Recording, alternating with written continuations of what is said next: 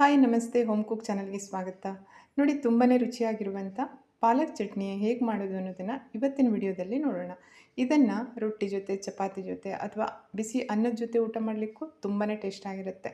ಇದನ್ನು ಮಾಡ್ಕೊಳ್ಳೋದು ತುಂಬಾ ಸುಲಭ. ನೋಡಿ ನಾನಿಲ್ಲಿ ಒಂದು ದೊಡ್ಡ ಕಟ್ಟಷ್ಟು ಪಾಲಕ್ ತೆಗೆದುಕೊಂಡಿದ್ದೇನೆ. ಈ ಪಾಲಕ್ ಸೊಪ್ಪನ್ನು ಮೊದಲು ಒಂದು 10 ನಿಮಿಷ ನೀರಲ್ಲಿ ನೆನೆ ಹಾಕಿಡಬೇಕು. ಯಾಕೆಂದರೆ ಅದರಲ್ಲಿ ಎಲೆಗಳಿಗೆಲ್ಲ ಹಿಡ್ಕೊಂಡಿರುವಂಥ ಮಣ್ಣಿರುತ್ತಲ್ಲ ಅದೆಲ್ಲ ಬಿಟ್ಕೊಳ್ಳುತ್ತೆ.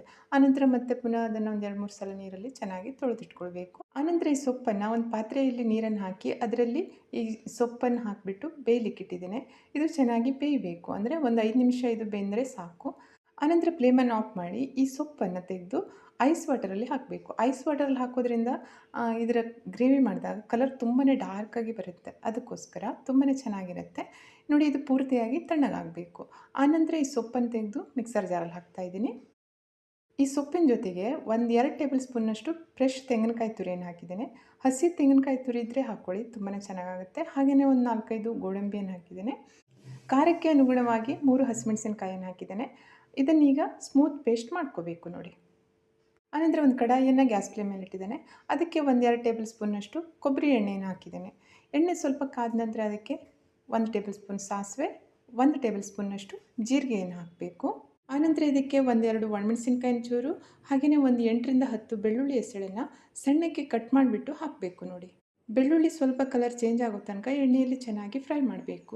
ಆನಂತರ ಇದಕ್ಕೆ ಒಂದು ದೊಡ್ಡ ಗಾತ್ರದ ಈರುಳ್ಳಿಯನ್ನು ಸಣ್ಣಕ್ಕೆ ಕಟ್ ಮಾಡಿ ಹಾಕ್ತಾಯಿದ್ದೀನಿ. ಇದನ್ನು ಸಹ ಎಣ್ಣೆಯಲ್ಲಿ ಚೆನ್ನಾಗಿ ಫ್ರೈ ಮಾಡಬೇಕು. ಕಲರ್ ಸ್ವಲ್ಪ ಚೇಂಜ್ ಆಗಬೇಕು. ಆನಂತರ ಇದಕ್ಕೆ ಕಟ್ ಮಾಡ್ಕೊಂಡಿರುವಂಥ ಒಂದು ಟೊಮೆಟೊವನ್ನು ಹಾಕ್ತಾಯಿದ್ದೀನಿ. ಟೊಮೆಟೊವನ್ನು ಸಹ ಎಣ್ಣೆಯಲ್ಲಿ ಚೆನ್ನಾಗಿ ಫ್ರೈ ಮಾಡ್ಕೋಬೇಕು. ಟೊಮೆಟೊ ಕರಗಬೇಕು ನೋಡಿ, ಅಲ್ಲಿ ತನಕ ಇದನ್ನು ಫ್ರೈ ಮಾಡ್ಕೊಳ್ಬೇಕಾಗತ್ತೆ. ಗ್ಯಾಸ್ ಫ್ಲೇಮನ್ನು ಲೋ ಟು ಮೀಡಿಯಮ್ ಇಟ್ಕೊಂಡು ಫ್ರೈ ಮಾಡ್ಕೋಬೋದು. ಆನಂತರ ಇದಕ್ಕೆ ಒಂದು ಅರ್ಧ ಕಪ್ಪಷ್ಟು ಹಸಿ ಬಟಾಣಿಯನ್ನು ಹಾಕ್ತಾಯಿದ್ದೀನಿ. ಹಸಿ ಬಟಾಣಿ ಸ್ವಲ್ಪ ಜಾಸ್ತಿ ಹಾಕ್ಕೊಂಡ್ರೆ ಟೇಸ್ಟ್ ತುಂಬಾ ಚೆನ್ನಾಗಾಗುತ್ತೆ. ಈಗ ಇದನ್ನೆಲ್ಲ ಸೇರಿಸಿ ಮತ್ತೆ ಫ್ರೈ ಮಾಡಬೇಕು. ಬಟಾಣಿ ಸ್ವಲ್ಪ ಬಾಡಿದ ನಂತರ ಅದಕ್ಕೆ ರುಚಿಗೆ ತಕ್ಕಷ್ಟು ಉಪ್ಪನ್ನು ಹಾಕ್ತಾಯಿದ್ದೀನಿ. ಉಪ್ಪನ್ನು ಮೊದಲೇ ಹಾಕ್ಕೊಂಡ್ರೂ ಆಗುತ್ತೆ ಅಥವಾ ಆಮೇಲೆ ಎಲ್ಲ ಮಿಕ್ಸ್ ಮಾಡಿದ ನಂತರ ಕೊನೆಯಲ್ಲಿ ಹಾಕಿದರೂ ಆಗುತ್ತೆ. ನಾನಿಲ್ಲಿ ಮೊದಲೇ ಹಾಕ್ತಾಯಿದ್ದೀನಿ. ನೋಡಿ ಬಟಾಣಿ ಸ್ವಲ್ಪ ಬಾಡಿದೆ. ಈಗ ಇದಕ್ಕೆ ನಾನು 1/4 ಟೇಬಲ್ ಸ್ಪೂನ್ ಹೋಮ್ ಮೇಡ್ ಗರಂ ಮಸಾಲೆಯನ್ನು ಹಾಕ್ತಾಯಿದ್ದೀನಿ. ಮತ್ತು ಇದನ್ನು ಸರಿಯಾಗಿ ಮಿಕ್ಸ್ ಮಾಡಬೇಕು.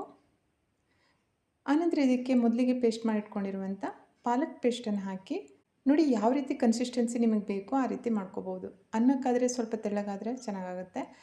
ರೊಟ್ಟಿ ಚಪಾತಿ ಏನಾದರೂ ತಿನ್ನಲಿಕ್ಕಾದರೆ ಸ್ವಲ್ಪ ದಪ್ಪ ಇದ್ದರೆ ಚೆನ್ನಾಗಾಗುತ್ತೆ. ಜಾಸ್ತಿ ನೀರನ್ನು ಆ್ಯಡ್ ಮಾಡ್ಕೊಳ್ಳೋಕೆ ಹೋಗಬಾರ್ದು. ನೋಡಿಕೊಂಡು ನೀರನ್ನು ಹಾಕಬೇಕು. ಮೊದಲಿಗೆ ಸರಿಯಾಗಿ ಮಿಕ್ಸ್ ಮಾಡಬೇಕು. ಆನಂತರ ಇದು ತುಂಬ ದಪ್ಪ ಅಂತ ಅನಿಸಿದ್ರೆ ನೀರನ್ನು ಹಾಕ್ಕೋಬೇಕು. ಇಲ್ಲಾಂದರೆ ಅದು ಅದೇ ರೀತಿ ಕುದಿಲಿಕ್ಕೆ ಬಿಡಬೇಕು ನೋಡಿ. ಇದು ಸ್ವಲ್ಪ ದಪ್ಪ ಇದೆ, ಅದಕ್ಕೋಸ್ಕರ ನಾನಿಲ್ಲಿ ಸ್ವಲ್ಪ ಮಿಕ್ಸರ್ ಜಾರಲ್ಲಿ ನೀರನ್ನು ಹಾಕಿಬಿಟ್ಟು ತೊಳೆದು ಹಾಕ್ತಾಯಿದ್ದೀನಿ. ಇನ್ನೊಮ್ಮೆ ಇದನ್ನು ಸರಿಯಾಗಿ ಮಿಕ್ಸ್ ಮಾಡಿ ಗ್ಯಾಸ್ ಫ್ಲೇಮನ್ನು ಮೀಡಿಯಮಲ್ಲಿಟ್ಟು 3-4 ನಿಮಿಷ ಇದನ್ನು ಚೆನ್ನಾಗಿ ಕುದಿಸ್ಕೊಂಡ್ರೆ ಸಾಕಾಗುತ್ತೆ. ನೋಡಿ ಪಾಲಕ್ ಚಟ್ನಿ ತುಂಬಾ ಚೆನ್ನಾಗಿ ಕುದಿ ಬಂದಿದೆ. ಈಗ ಇದಕ್ಕೆ 1 ಪೀಸ್ ಬಟರನ್ನು ಹಾಕಿಬಿಟ್ರೆ ಇದು ಕಂಪ್ಲೀಟ್ ಆಗಿಬಿಡುತ್ತೆ. ತುಂಬಾ ಚೆನ್ನಾಗಿರುತ್ತೆ, ಹೆಲ್ದಿಯಾಗಿರುತ್ತೆ. ಇದನ್ನು ಚಪಾತಿ ಜೊತೆ ಅಥವಾ ರೊಟ್ಟಿ ಜೊತೆ ನಿಮ್ಗೆ ಏನು ಇಷ್ಟ ಆಗುತ್ತೆ ಅದ್ರ ಜೊತೆ ತಿನ್ಬೋದು. ನಾನಿವತ್ತು ಚಪಾತಿ ಜೊತೆ ಇದನ್ನು ಸರ್ವ್ ಮಾಡ್ತಾಯಿದ್ದೀನಿ. ನೀವು ಸಹ ಟ್ರೈ ಮಾಡಿ. ಚಟ್ನಿ ತುಂಬಾ ಚೆನ್ನಾಗಿರುತ್ತೆ. ಮಕ್ಕಳಿಗೆ ದೊಡ್ಡವರಿಗೆ ಎಲ್ರಿಗೂ ಇಷ್ಟ ಆಗುತ್ತೆ. ಹಾಗೆಯೇ ಈ ಚಳಿಗಾಲದ ಸೀಸನ್ನಲ್ಲಿ ಪಾಲಕ್ ಸೊಪ್ಪು ತುಂಬಾ ಚೆನ್ನಾಗಿ ಸಿಗ್ತಾ ಇದೆ. ಡಿಫ್ರೆಂಟ್ ರೀತಿಯಲ್ಲಿ ಚಟ್ನಿಯನ್ನು ಮಾಡ್ತೀನಿ ನೋಡಿ. ಸುಲಭವಾಗಿ ಮಾಡ್ಕೊಳ್ಳುವಂಥ ಈ ಹೆಲ್ದಿ ರೆಸಿಪಿ ನಿಮಗೆಲ್ಲ ಇಷ್ಟ ಆಯಿತು ಅಂತ ಭಾವಿಸ್ತೇನೆ. ಹಾಗಾದರೆ ನನ್ನ ಚಾನಲ್ಗೆ ಸಬ್ಸ್ಕ್ರೈಬ್ ಆಗಿ ವಿಡಿಯೋವನ್ನು ಶೇರ್ ಮಾಡಿ, ಲೈಕ್ ಮಾಡೋದನ್ನು ಮರಿಬೇಡಿ. ಇನ್ನೊಂದು ರುಚಿಯಾಗಿರುವಂಥ ರೆಸಿಪಿಯೊಂದಿಗೆ ಪುನಃ ಭೇಟಿಯಾಗೋಣ. Thank you.